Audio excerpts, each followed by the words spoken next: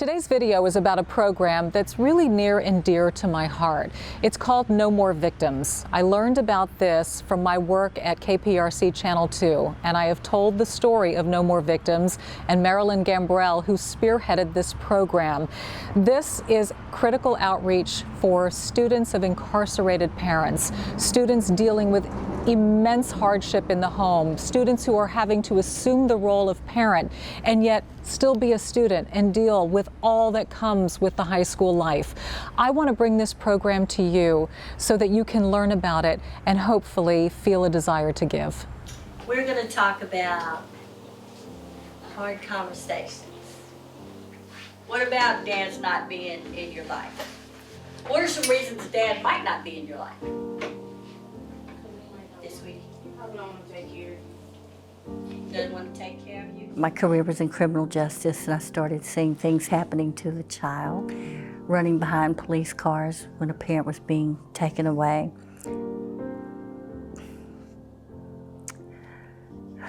They were screaming it was my birthday and you're going to be gone, and just seeing the heartache that came from a parent being taken away, especially in front of them. And I just decided that I needed to be with the child and do what I could to prevent the child from ending up in the penitentiary. How many of you have currently or have had a father or mother in prison? How many of you have had relatives, cousins, siblings, aunts, uncles that have been incarcerated? And how do you feel about that? Bad. Makes you feel bad? Lonely. Lonely? Sad. Sad, absolutely. How many schools are you in here in Houston? We're 5 currently, and have 4 more interested, Good. and we're excited about that. We want to be wherever and everywhere, because this child exists in every school in this country. So the impact is huge because the kids are able to come to a place where they're supported on campus as well as outside of campus. So the students that are participatory in the program are ones that have either lost a parent due to incarceration, their parents have been murdered. So when they come to this campus and we're speaking of education, they're thinking of emotions. And so until we heal that part of them, until we impact that part of them, we'll never be able to educate them. So that's our main goal, is to ensure that they are able to learn because they have been fed and nourished emotionally. When we first started, I asked, what do you want to talk about? I didn't dictate anything. They told me. And I began to go solely based on what their thoughts were, what their concerns were. And then as time went on, I was pulling in lesson plans that totally coordinated with what they were concerned about. Grieving, experiencing so many murders and so much loss. Witnessing a lot of that, and how do they cope? And they wanted to know how to cope because it was traumatizing every day for them. Is there any other topics that you... Sex trafficking. We want to talk about sex trafficking, human trafficking. Do y'all know that Houston is like the #1 hub in the country? From here and out. That's in our city. How raw does it get in this class? Exceptionally. Things are talked about that they've never told anybody about. They may be 18, but they've held things since they were 4. So it comes out in our class, and we help them cope with that. And it's amazing to see the release and the collapsing, because they finally have let something go that they've held on to for so long, that's tormented them for so long. And then they find that they're not the only one. You're not by yourself. And that's probably some of the best medicine of all, because you think it's just you. And why me? And no, sweetie, it's not you at all, not only you. And that gives them strength, and that's why we call ourselves a family. But once you learn that, your life is going to improve so much, because communication is the key to everything. Write down your toxic thoughts so you get them out that way before you speak them. Then you will, chances are, destroy the whole conversation. Yes, sir. What's the best part about what you do?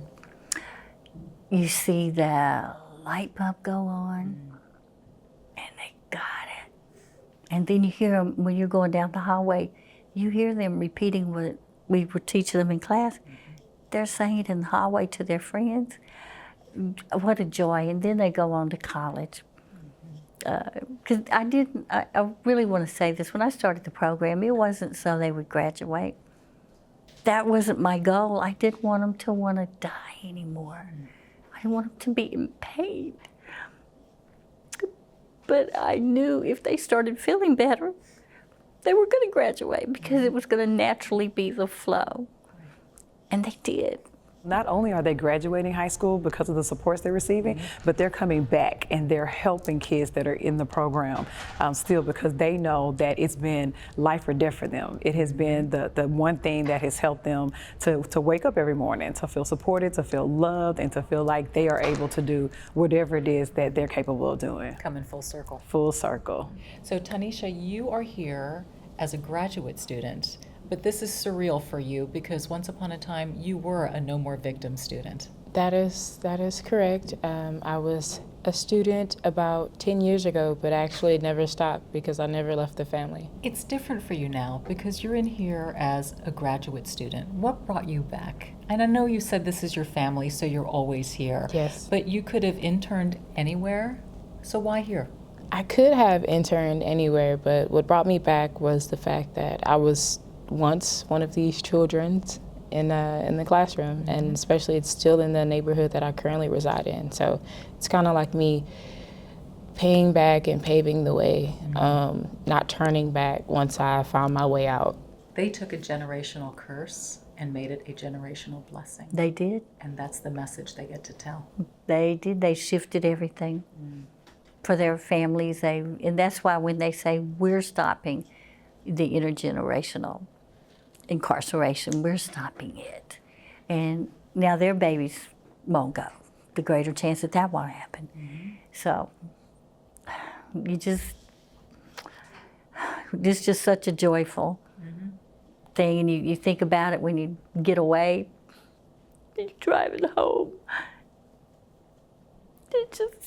The joy just floats through your mind. Never give up. Stay strong. It's always gonna get better. Stay strong. What's another one?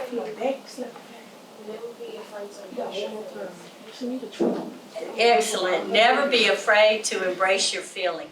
They all call you Mama G. Yes, They ma'am. say you're like their second mother. Your job extends so far beyond what takes place in this classroom. Oh, yeah. Tell us about that. Oh, it is. You're exactly right. That's when the whole next level of work begins, is in between the classes during the night. Our children that are dealing with trauma or different things happening, and they call and want to talk about that. It's something that can't hold until in the morning. Delivering diapers to our families that need it. We do have access to that, so we try our best to make sure that they have what they need, whether it's one of our students that has a child or the siblings of our students. We make sure that we feed them in class. So we try to think of everything that we can. We provide the services, we go to funerals, we do whatever's needed to be done to fill in the gaps.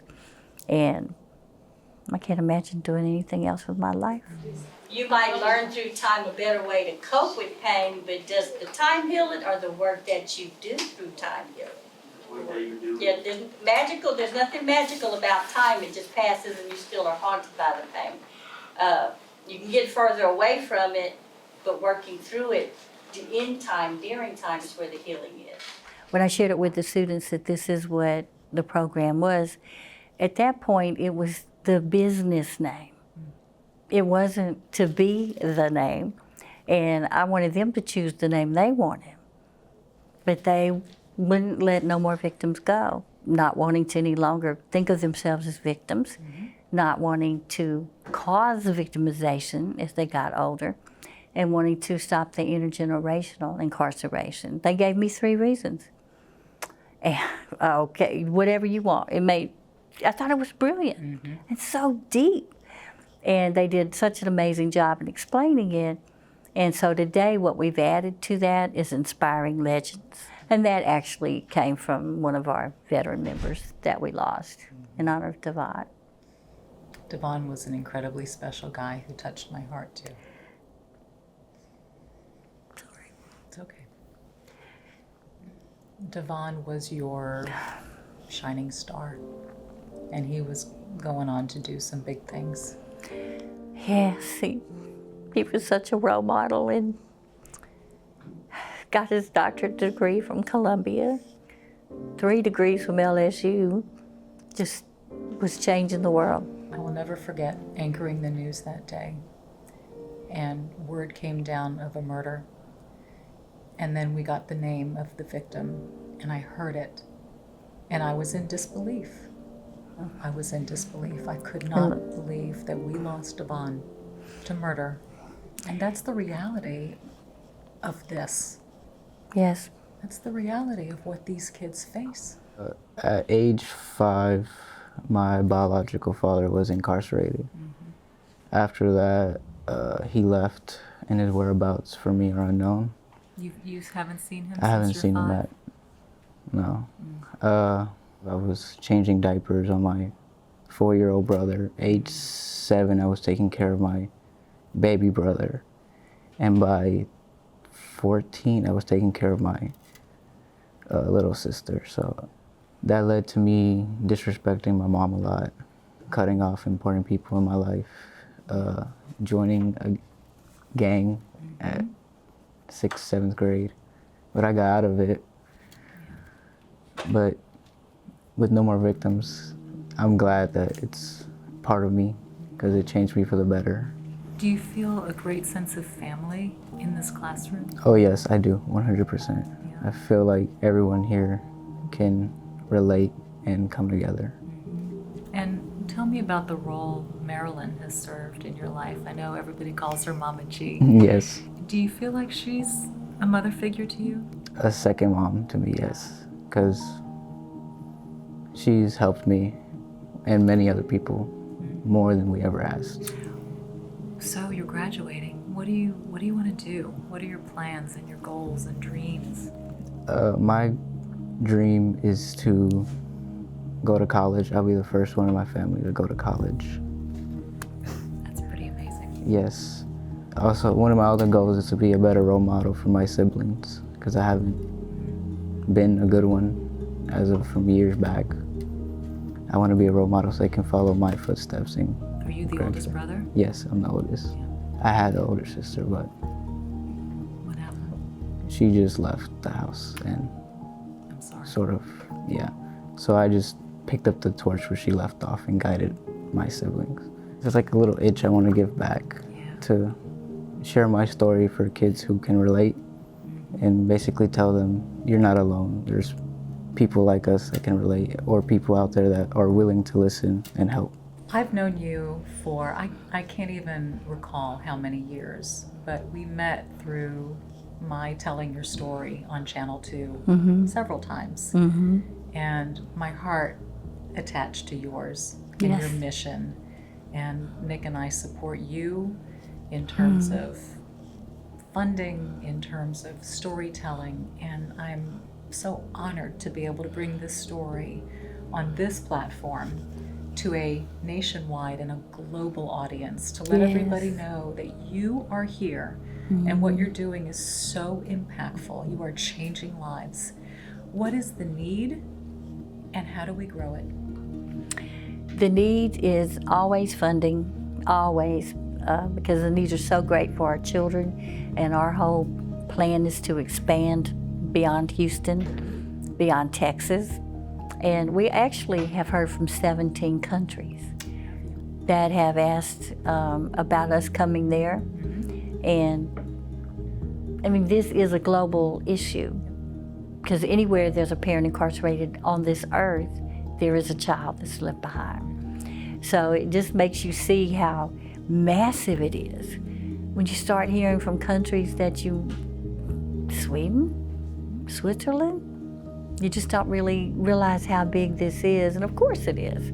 And so the funding that will allow us to expand and have more staff. And of course, one of the most important things to me is to hire our veterans who are now 30-somethings with degrees and very capable and very passionate. So that's the main thing, but we just want to be everywhere and anywhere. But also, there's never enough food and diapers and Band-Aids and all the things that we need beyond funding. So we're just grateful for any and all support that we do get. We all wear masks. That's how we survive. That's how we protect ourselves. In here, you can take the mask off. And let's get to the real deal. You deserve to be happy. You deserve to be filled with so much joy. And we know that things haven't been that way. But it's coming. It's already arrived. You're just about to feel it.